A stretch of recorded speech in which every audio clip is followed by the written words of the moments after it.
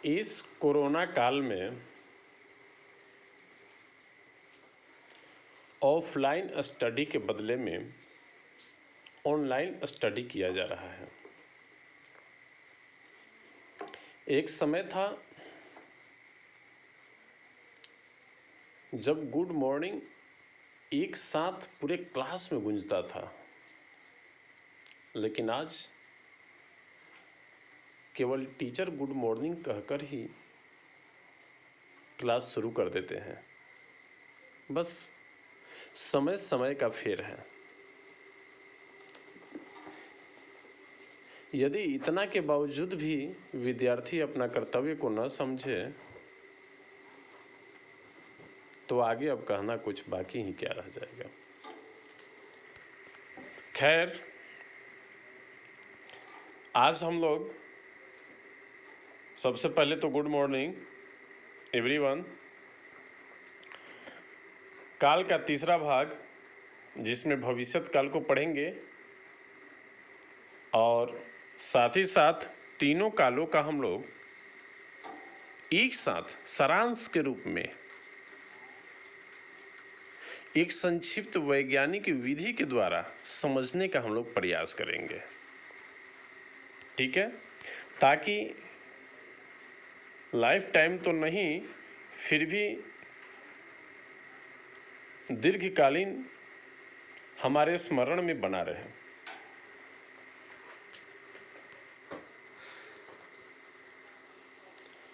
भविष्यत काल।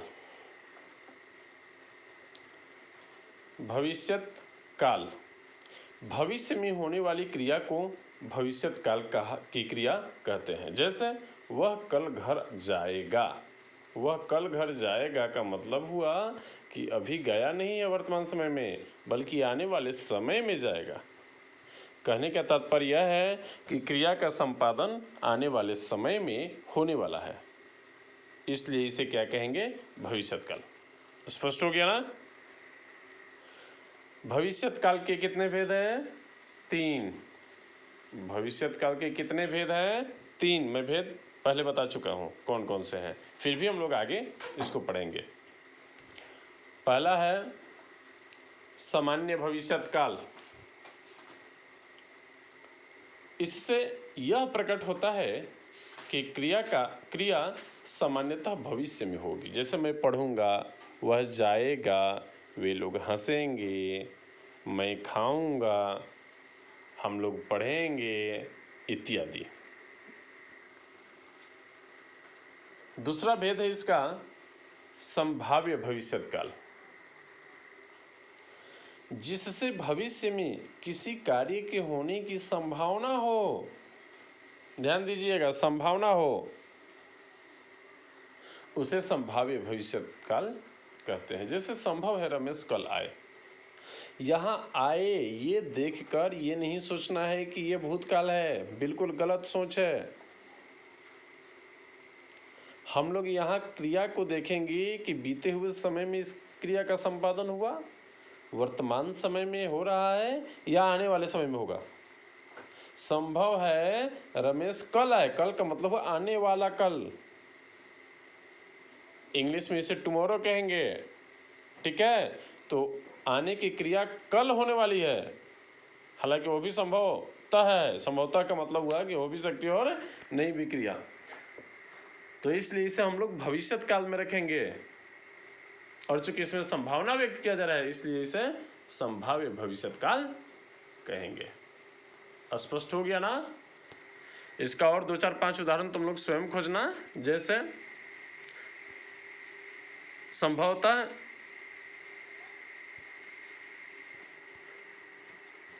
कल से ट्रेन चलना प्रारंभ हो। संभवतः हमारा विद्यालय कुछ ही दिनों में स्वतः खुल जाए इत्यादि। अंत है सबसे अंतिम भेद, हेतु मद भविष्यत काल। हेतु का मतलब होता है कारण। ये ध्यान देना होगा। हेतु का मतलब क्या होता है? कारण। इसमें एक क्रिया का होना दूसरी क्रिया के होने पर निर्भर करता है।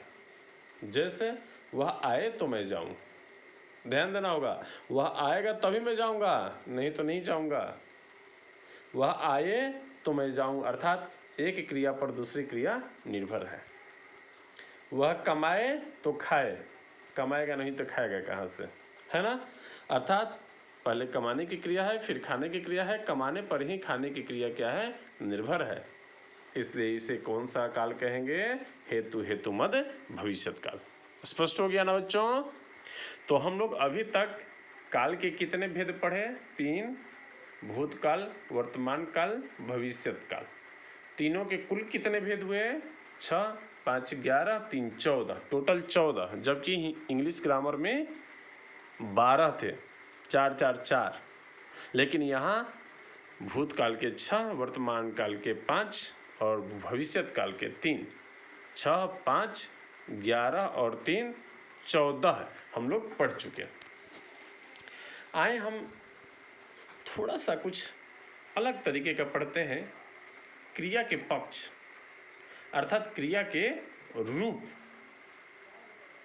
ध्यान से सुनना, सभी कालों और वाच्यों में क्रिया के विविध और व्यापक रूप होते हैं। विविध का मतलब हुआ तरह तरह का। जैसे राम जाता है तो सीता जाती है, वे लोग जाते हैं, देखिए ता ते ती। साथ ही साथ जा रहा है, जा चुका है, गया, जाऊंगा, जाता था, जाती थी, जाते थे, जा चुका है, जा चुका हूं, जा चुके हैं, जा चुका था, जा चुकी थी, जा चुके थे। समझ में आ रहा है ना। इस तरह से हम लोग देख रहे हैं कि क्रिया के क्या है, विविध रूप है। स्पष्ट हो गया ना। वाच्य के बारे में हम लोग आगे की क्लास में पढ़ेंगे, वाच्य क्या है। जो मैं पहले बताया था वो यही है, तुम्हारे सामने एकदम स्पष्ट रूप से इसका चित्र ये देख लो। भूतकाल के कितने भेद हैं, ये दिखाई दे रहा है ना सब कुछ, 6 तक। इसमें ध्यान देना होगा, मैं बता देता हूँ कि यहाँ पर कुछ भी नहीं है, यहाँ पर कुछ भी नहीं है, यहाँ पर कुछ भी नहीं है, यहाँ पर भी खाली है जगह, यहाँ पर भी खाली है जगह, यहाँ पर भी खाली है जगह और यहाँ पर भी खाली है जगह, ये ध्यान देना होगा। अब हम लोग चलेंगे, भूतकाल के कितने भेद हैं, 6। सामान्य भूतकाल, पूर्ण भूतकाल, अपूर्ण भूतकाल, संदिग्ध भूतकाल, आसन भूतकाल और हेतु हेतु मत भूतकाल। वर्तमान काल के कितने भेद हैं, 5। सामान्य वर्तमान काल, पूर्ण वर्तमान काल, अपूर्ण या तत्कालिक वर्तमान काल। यहाँ भी जोड़ देना तुम लोग, तत्कालिक, ठीक है, अपूर्ण भूतकाल या तत्कालिक भूतकाल। संदिग्ध वर्तमान काल, संभाव्य वर्तमान काल, 5 हो गया ना। भविष्यत काल के कितने भेद हैं, 3। सामान्य भविष्यत काल, संभाव्य भविष्यत काल और हेतु हेतु मद भविष्यत काल। ये थोड़ा सा गलत हो गया है, ठीक है, इसको ये काटना है, ये गलत है, क्या है जी, गलत है, इसको इरेज करो, इरेज करो। हो गया ना, हेतु हेतु मद छूट गया है, मद, हेतु हेतु मद भविष्यत काल। स्पष्ट हो गया। फिर से एक बार मिला लो, सामान्य किसके भेद हैं, तीनों के। सामान्य किसके भेद हैं बच्चों, तीनों के। सामान्य भूतकाल, सामान्य वर्तमान काल, सामान्य भविष्यत काल। पूर्ण केवल 2 के, अपूर्ण केवल 2 के, अपूर्ण को ही तत्कालिक भी कहा जाता है दोनों में। संदिग्ध 2 के, संभाव्य 2 के लेकिन भूत के नहीं। आसन केवल और केवल 1, हेतु हेतु 2 के। किसके किसके, भूत और भविष्यत के। स्पष्ट हो गया ना। अब फिर से मिला लो, एक बार स्क्रीनशॉट लो, स्क्रीनशॉट और लेकर के इसे समझने का प्रयास करो। सामान्य तीनों के भेद हैं। सामान्य तो सामान्य होता है भाई, इसमें पूछना क्या है ना। पूर्ण, अरे भूतकाल पूर्ण हो गया, वर्तमान काल भी हमारा पूर्ण हो गया, अब भविष्यत काल आएगा तो देखा जाएगा, अर्थात भविष्यत काल में पूर्ण भविष्यत काल नहीं होता है। अपूर्ण, हमारा काम भूतकाल में अपूर्ण था, वर्तमान काल में भी अपूर्ण रह गया, बात सही है। देखो अभी सिलेबस कैसे कैसे करके चल रहा है। भविष्यत काल के बारे में तो भाई सोचा जाएगा, पता नहीं क्या होगा, अर्थात भविष्यत काल में अपूर्ण नहीं होता है, ठीक है। संदिग्ध, पहले मेरा संदिग्ध था, पता नहीं क्या होगा क्या नहीं होगा, अभी भी संदिग्धावस्था है, पता नहीं क्या होगा कैसे होगा, लेकिन भविष्य के बारे में तो हम कुछ कह ही नहीं सकते, अर्थात संदिग्ध भविष्यत काल नहीं होता। भूतकाल में तो क्रिया का संपादन हो गया, तो फिर उसकी संभावना क्या व्यक्त की जा सकता है, ठीक है। हाँ, वर्तमान में समस्या है, संभावना हम व्यक्त कर रहे हैं कि आने वाले समय में हमारा विद्यालय, हमारा ही विद्यालय क्यों बल्कि पूरे विश्व का विद्यालय पुनः प्रारंभ होगा, ठीक है। फिर उसी तरह से विद्यालय की घंटियां बजेंगी। भविष्य में भी संभावना व्यक्त किया जा रहा है, ठीक है। तो इसलिए ये भूत में नहीं होगा बल्कि वर्तमान में और भविष्य में। आसन भूतकाल, बस आसन तो केवल एक ही होता है ना, आसन बैठने वाला आसन, इसको समझने का तरीका। और हेतु तो हेतु कारण या तो बीते हुए समय में होता है या फिर आने वाले समय में। वर्तमान में तो भाई कोई कारण नहीं है, ठीक है, जो है वो सामने है।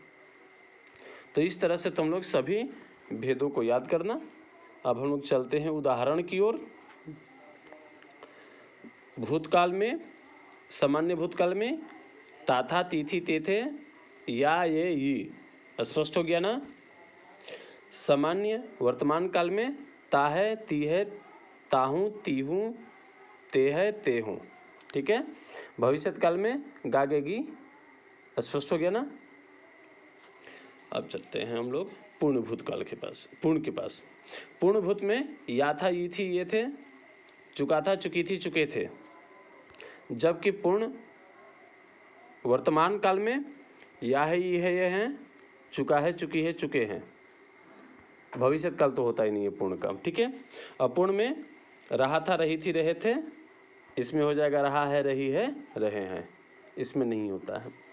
संदिग्ध में या होगा, ये होगी, ये होंगे, इसमें ता होगा, ती होगी, ते होंगे, स्पष्ट हो गया ना। इसमें तो होता ही नहीं है, भविष्यत काल में संदिग्ध नहीं होता है। संभाव्य में संभावना चूंकि बीते हुए समय में नहीं कह सकता ना, क्योंकि जो होना था वो हो चुका, अर्थात इसमें इसका कोई भेद नहीं है। इसमें या हो, या है, सॉरी,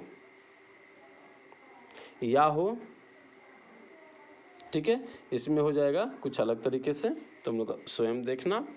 आसन भूतकाल में ये ध्यान देना, यह और यह दोनों क्या है, एक है। मैं इसको इस तरीके से समझा देता हूँ तुम लोगों को, यह और यह दोनों क्या है, एक ही है।